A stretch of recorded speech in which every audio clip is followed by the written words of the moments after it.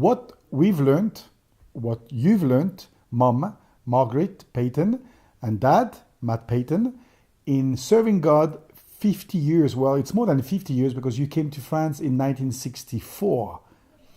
And back then, still today, but back then there was a big move or a big revival among the gypsies in France. Yes, there's been a great move of the Spirit among gypsies.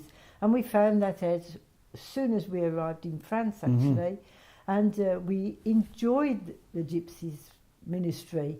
And we often went along to their meetings. But the big meeting of the year is the Gypsy Convention for Christian Gypsies. They come from all over France? All over France, and some from other countries too, roundabout. And we joined in, but one of the gypsy pastors had said to us previously, if you come, don't bring anything to sleep in. We'll provide everything in a caravan for you.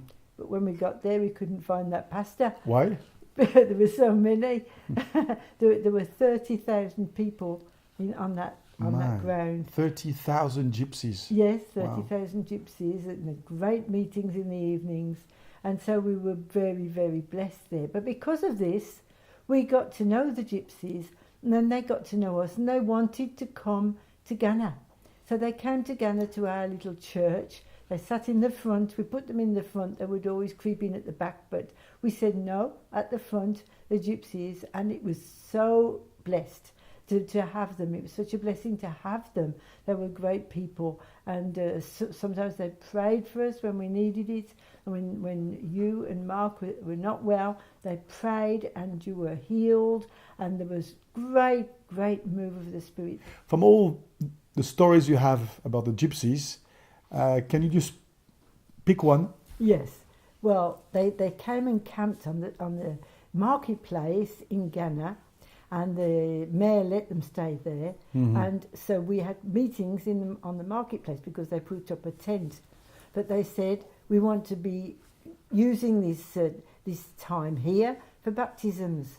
But they had no means of baptizing. So they said, we've got an old bath. Well, we had an old bath in the meeting room, which was used for baptisms. So they got 4 strong men, lifted it up and carried it to the marketplace. Across the road, or? Oh, across the road, across several roads. So they carried it with them, and then they got it onto the marketplace.